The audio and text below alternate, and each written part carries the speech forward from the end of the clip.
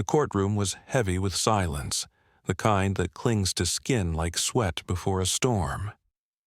Then it came, an ear-splitting cry from above, a bald eagle, wings stretched against the pale Montana sky, circled just once above the courthouse dome before vanishing behind the clouds. No one moved, not the judge, not the crowd, because somehow, they all knew, justice had just arrived. And it had feathers. Before we begin this unforgettable story, would you mind sharing where you're from in the comments? And if stories of love, loyalty, and second chances move you, please give this video a like and consider subscribing. It was a bitter morning in Bitterroot Valley, Montana. The fog rolled low over the mountains like a heavy woolen blanket, muffling the world in silence. Pines stood still, their dark green tips brushing against the white sky, and the sleepy town of Three Pines was barely stirring. The courthouse sat like a forgotten stone monument at the edge of town, flanked by a pair of naked birch trees that rattled in the wind like old bones. Inside its cold walls, justice was on trial. Eleanor Ellie Grant stood tall before the judge, though her body betrayed exhaustion.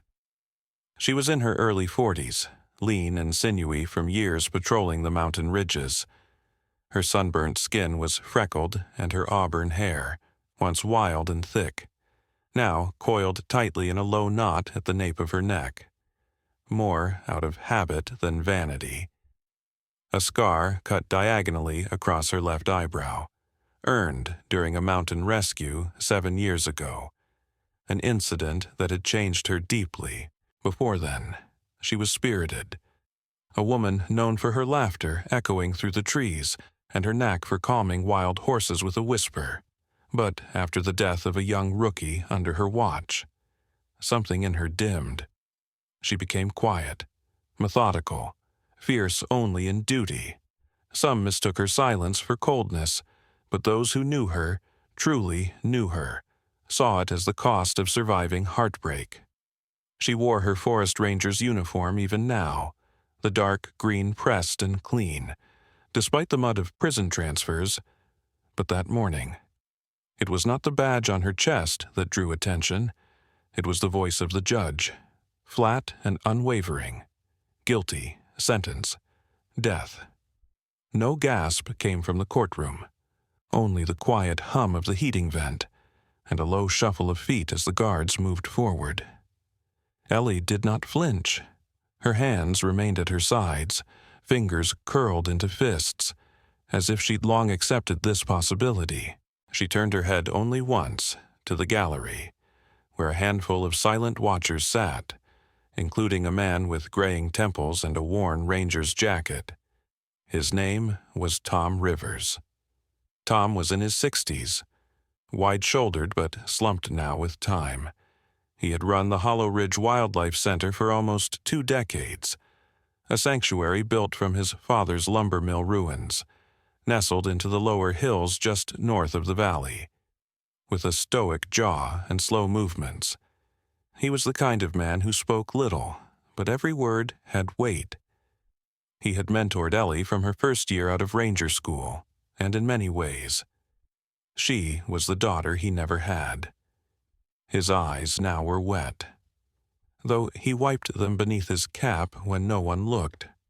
But another creature sat in that courtroom too, unnoticed by the judge and jury, perched at the edge of the courthouse's rear window, nearly camouflaged in the timber shadows, was Sky, a bald eagle of commanding presence, 6 years old, wingspan nearly 7 feet. His feathers were a mosaic of crisp white and deep bronze. He had been raised by hand after a nest fall and trained at Hollow Ridge under Tom's supervision. Not for shows, not for tourists, but for therapy. Sky wasn't just a bird, he was a healer. Ellie had worked with him during her years assisting traumatized veterans at Hollow Ridge. Sky had a strange way of sensing brokenness, landing softly beside those who'd lost their will to speak, his golden eyes unblinking. curious, almost understanding. Ellie had called him her shadow, and now, in the courtroom stillness, Sky's shadow loomed again, but it was different. His talons gripped the wood tightly, his gaze pierced the glass, locked on Ellie with a wild intensity. After the verdict, Ellie was led away without ceremony. There was no goodbye, no final word. The fog swallowed the prison van as it rolled toward the state correctional facility. 3 towns away, Tom walked out alone, but as he reached his old pickup truck, he heard it above him, slicing through the mist, a single shrill cry. Sky circled once above the roofline, then vanished behind the courthouse dome. Back at Hollow Ridge, Sky's behavior changed immediately. The other handlers noted it within hours. He refused food, even fresh rabbit, his favorite. He snapped at the young interns who tried to lure him down with leather-gloved arms. When approached, he flew to the highest eaves of the main barn and stood motionless for hours, his head tilting only when the radio played. And always, it was the same trigger.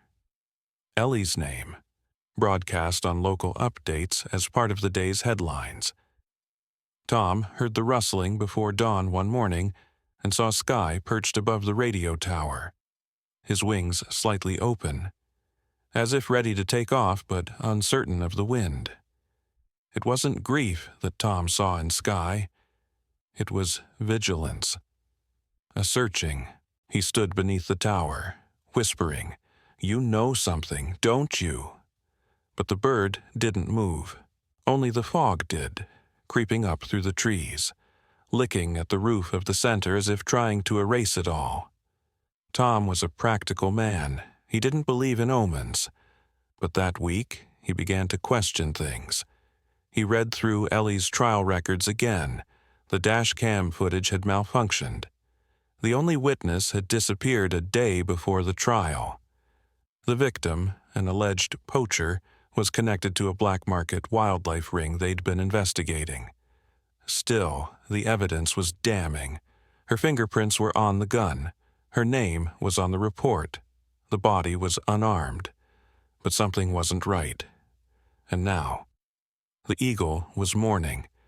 That night, as fog drifted once again through the pines like forgotten breath, Sky launched himself from the rooftop without a sound and vanished into the darkness. Tom watched from the porch, coffee trembling in his hands, knowing deep in his chest. This wasn't grief, it was purpose. A storm swept across the Bitterroot Valley that night, a wild, unrelenting force of rain and wind that clawed at the eaves of Hollow Ridge like it meant to tear the world apart. The sanctuary's buildings groaned under the weight of water and gusts, and the animals inside stirred restlessly in their shelters. All except one. Sky stood on the highest beam of the infirmary roof, unmoving as the storm tore through his feathers. His amber eyes reflected no fear, only a sense of silent resolve. For hours, he had been still, waiting for the wind to change. Then, without warning, he launched, wings slicing through rain. He soared into the dark sky, vanishing into the night like a phantom. No one saw him go. Not the handlers tucked away in their cabins. Not Tom Rivers, who slept fitfully beneath a leaky window pane. Sky was already miles away before anyone would know he was gone. He wasn't flying at random. Sky's mind held a map, etched not in lines but in memory. In his years alongside Ellie, he had flown with her in the wildlife transport van along quiet highways and back roads. She had often spoken to him through the bars of the carrier, describing where they were, naming rivers and rest stops. He remembered those words. He remembered the route. He remembered the way to the prison where she had been taken, now alone in the sky. He retraced that path not with sight, but with instinct, far to the west, in the city of Missoula. Morgan Reyes stared at the envelope in her hands. It had arrived without a return address, slipped under her door sometime after midnight. She turned it over twice before opening it, her journalist's instinct wrestling with her fear. Morgan was young, but not green, 29, sharp-minded, and stubborn. She had once been a rising star in investigative environmental journalism. She met Ellie during a Ranger Award event years ago, and had covered her conservation work in multiple pieces. When Ellie was arrested, Morgan tried to push back on the narrative, but the story was buried, her articles pulled. Her contracts dropped one by one. Inside the envelope was a USB drive and a folded note. The drive was labeled simply, Cam 17, copy. The note read, in all capital letters, check the feathers. Morgan's heart pounded. She plugged the drive into her laptop, watching as a single video file appeared. The timestamp on the file matched the night of Ellie's arrest. She didn't play the video immediately. Instead, she opened her notepad and began jotting down details, habits learned from years in the field. After a moment, curiosity overcame caution. She hit play. The footage opened with the grainy view of a body camera, trees, darkness, movement. Ellie's voice was faint in the background. The footage flickered oddly, then it glitched. A subtle, almost surgical edit. Morgan paused, rewound, played again. It was clear something had been removed. The cut was too clean, too intentional. The scene shifted too abruptly. Someone had tampered with the official footage.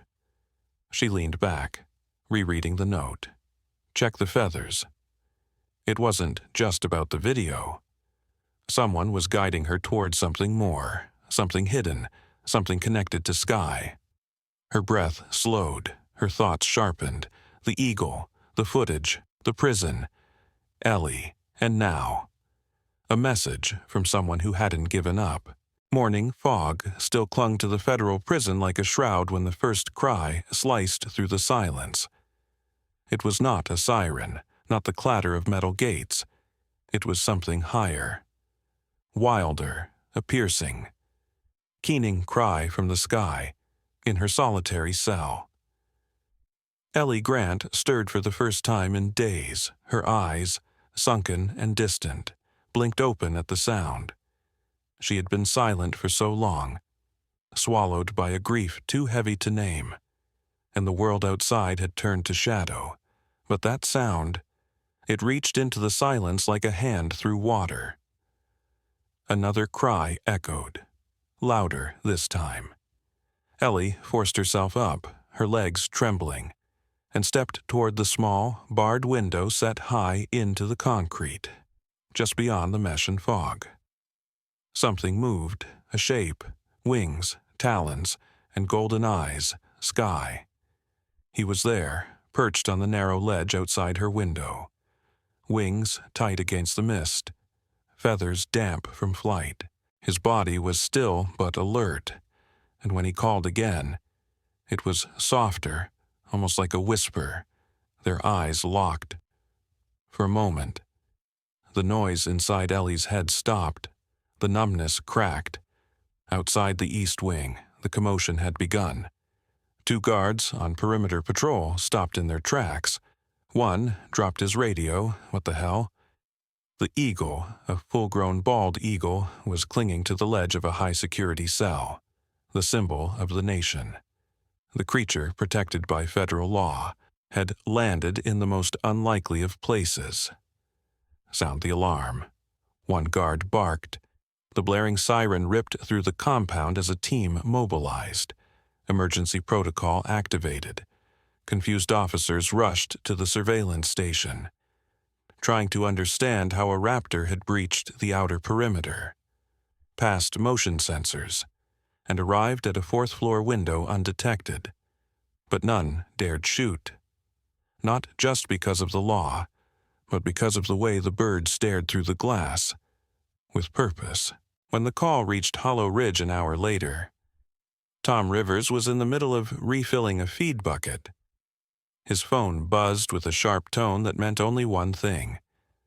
Federal contact. "What's happened?" he asked flatly as he picked up. The voice on the other end was flustered. "It's your eagle. He's here, at the prison." Tom didn't speak. He simply dropped the bucket, grabbed his coat, and left. By the time he arrived at the facility gates, armed guards had secured the rooftop, the yard, and the access corridors. The warden was already waiting. Clay Briggs stood with his arms folded, eyes fixed on the stone tower where Sky remained perched. His expression was hard, but beneath it, something was shifting. Briggs was not a man prone to hesitation. Tall, clean-cut, and always crisp in his uniform. He had commanded the prison for nearly 2 decades, known for his strict ethics and belief in justice through consequence. He had publicly stated more than once that Ellie Grant's conviction was clear-cut. But as he watched the eagle remain motionless outside that window for over 90 minutes, his certainty began to waver. "This is no coincidence," he muttered under his breath. Tom approached, breathless but composed. "Let me go up. We've contained the area," Briggs replied. "The bird's done nothing aggressive, but the behavior is unexplainable." "It's Sky," Tom said firmly. "He flew here for a reason." Briggs glanced at him. "You think he came to visit?" Tom shook his head. "Not just to visit." They took the freight elevator to the 4th floor. A narrow service stair led to the external ledge where Sky still waited. A handful of staff watched from a distance, unsure whether to intervene. Tom stepped forward slowly. Sky turned his head, eyes meeting Tom's. He did not move, did not cry, but something on his wing caught Tom's attention. Tucked beneath a thick layer of flight feathers, barely visible, was a small dark shape, tied tight with black thread. Tom's breath hitched. He brought something. He whispered, "Briggs," standing behind him. Narrowed his eyes. A bird, carrying a hidden object, flying directly to a specific cell. The warden's gaze shifted from Sky to the window, then, slowly, to the nameplate on the cell door inside the corridor. Grant, E. For the first time since her arrest. Clay Briggs felt something foreign settle into his chest. Doubt. The evidence was no longer metaphorical. Tom Rivers sat at the metal examination table in the restricted holding room of the prison's administrative wing. The black pouch cradled in both hands like something sacred. The feathers that had concealed it were still clinging to one side, damp but undamaged. It had taken 3 handlers, a reinforced ladder, and Tom's own voice, firm, calming, for Sky to allow the item's careful removal. The eagle hadn't fought.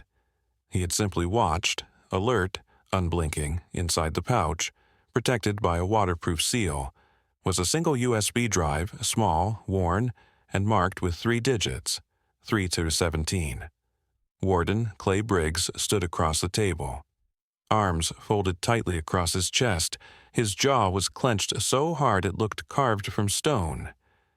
Yet there was something else there now, too. Hesitation, and the faintest crack in his certainty. "We're not inserting that into any system until it's cleared," Briggs said. Tom didn't answer. He simply turned to the side and dialed a number. Miles away, in her cluttered apartment in Missoula. Morgan Reyes jerked upright as her phone rang. She had barely slept, her mind replaying the words, "Check the feathers," over and over like a broken broadcast. "Rivers," she answered. "I've got something," Tom said, his voice low and tight. "It's a USB, came from Sky. You need to see it, off-network, within 3 hours." Morgan was standing in a borrowed IT room in the Ranger District office near Hollow Ridge. The room smelled faintly of old carpet and burned coffee. Tom stood at her side, arms crossed, while a young tech specialist named Jared got quiet. Pale, mid-20s, always chewing on the inside of his cheek, monitored the laptop as the drive loaded. The folder on the USB was named Unfiltered 317. Inside, a single video file and a scanned case report. Morgan clicked play. The grainy feed came alive, showing body cam footage from the night Ellie was arrested. But this version was longer, uncut. It showed Ellie moving through the woods with her flashlight, her voice calm, asking for surrender. The man who had been labeled a poacher in court was there, but another man appeared as well, partially obscured by brush. This second man, holding a rifle, motioned to the first. They weren't alone.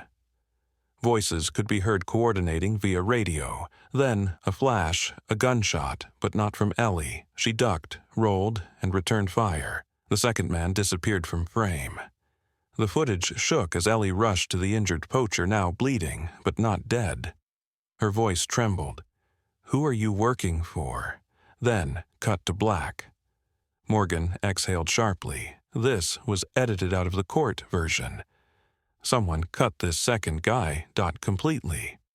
Tom stared at the screen, jaw clenched, and someone made sure this version never saw daylight. He opened the attached case report. Pages of field notes, weapon tags, name references. But something jumped out, a list of logged personnel who reviewed the footage before trial. One name repeated, L. McCree. Morgan's eyebrows rose. That's Leonard McCree. He's Senior Enforcement Supervisor, Tom said grimly. Department of Wildlife Crimes. Western Region. Morgan typed his name into her phone. A handful of public records popped up. Commendations, reports, nothing suspicious. But as she dug deeper into court testimonies and internal memos, she found something else. Here, she said, rotating the phone. 3 other poaching cases collapsed last year. Witnesses disappeared. Guess who was lead investigator? Tom frowned. McCree. He's burying them, Morgan whispered. The ones that got too close. They looked back at the paused frame on the laptop. Ellie, crouched beside a bleeding man, looking directly into the lens. Outside. The first rays of midday light filtered through the cloud banks above Hollow Ridge. In the aviary courtyard, Sky rested quietly beneath a cedar tree. Wings slightly spread to dry. He had not made a sound since the pouch was removed. Word spread fast, within 24 hours. The unedited video was submitted to the Bureau of Internal Investigation by Morgan and Tom. The evidence was authenticated. A judge issued an emergency review of Ellie's case. The media caught wind of the story not long after. The eagle who brought the truth.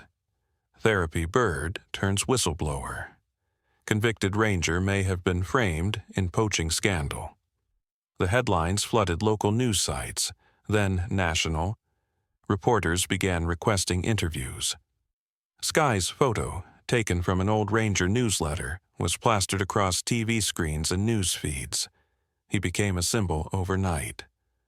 Briggs watched the reports from his office, his brow furrowed, his pride unraveling. He requested to see the uncut video himself. Twice. No one saw what he did afterward, but the following morning, he signed the release for the case to be reopened.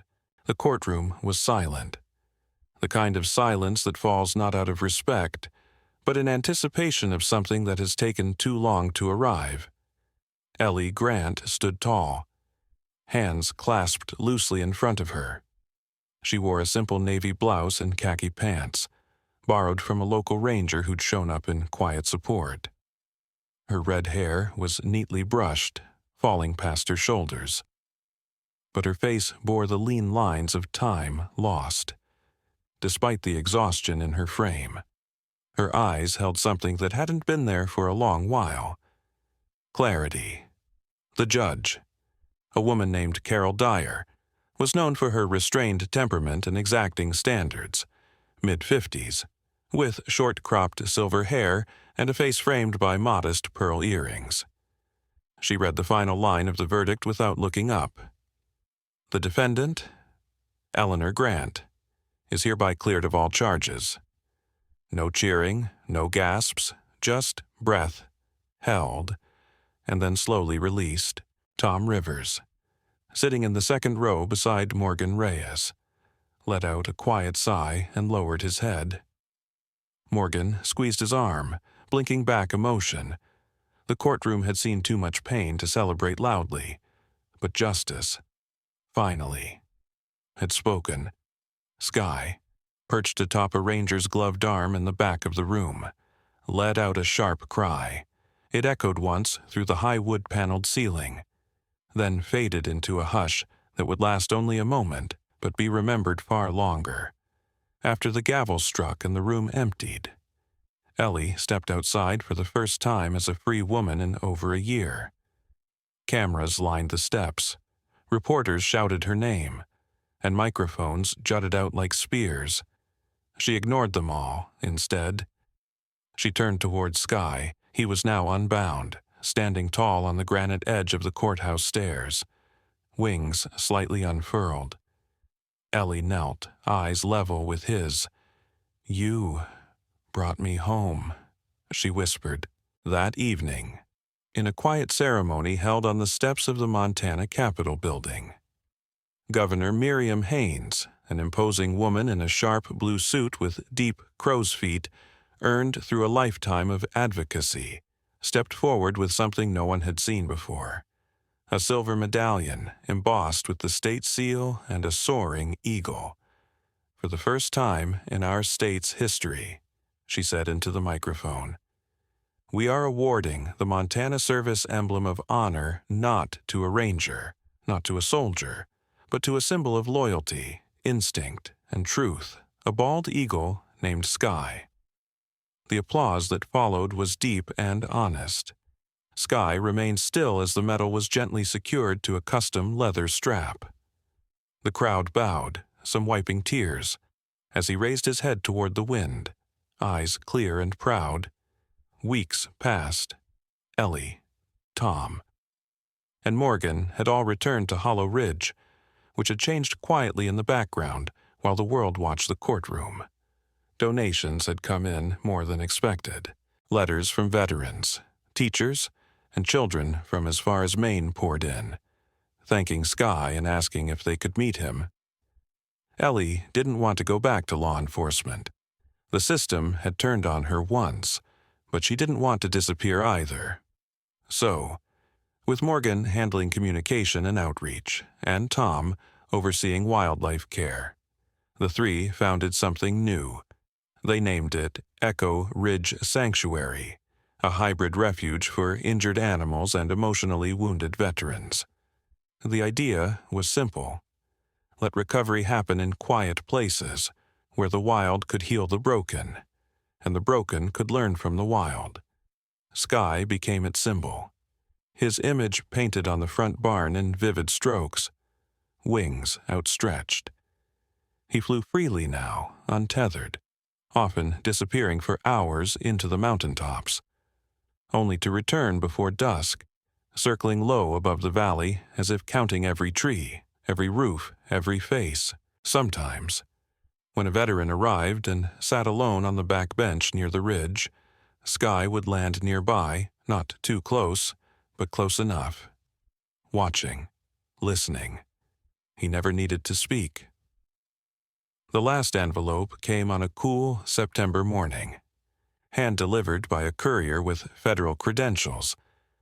Ellie opened it on the porch, hands careful, inside. A typed resignation letter on official prison letterhead. It was from Warden Clay Briggs. He had stepped down quietly, no press, no speech, just this letter. And beneath the signature, written in pen, "I was wrong, and I know Sky never is."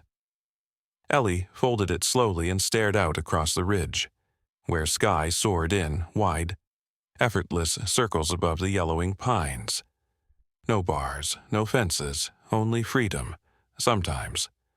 Truth does not come with thunder or grand speeches, but through silent wings, loyal hearts, and the mysterious ways in which grace reveals itself. Sky, a creature of instinct and spirit, became the vessel for a justice no courtroom could see until God's hand made it undeniable. It is often in our darkest moments, when hope feels lost and the world forgets us, that God sends signs not in lightning, but in feathers. Let this story remind us that miracles are not only possible, they are already happening around us, through people and creatures we least expect, in Sky's loyalty, in Ellie's strength, in the courage to speak up like Morgan, and even in the quiet surrender of Warden Briggs. We see redemption, truth, and grace at work in your own life. Never underestimate the power of faith and the quiet movements of God. He may use the unexpected, an animal, a stranger, or even a long-forgotten memory, to show you that you are not alone.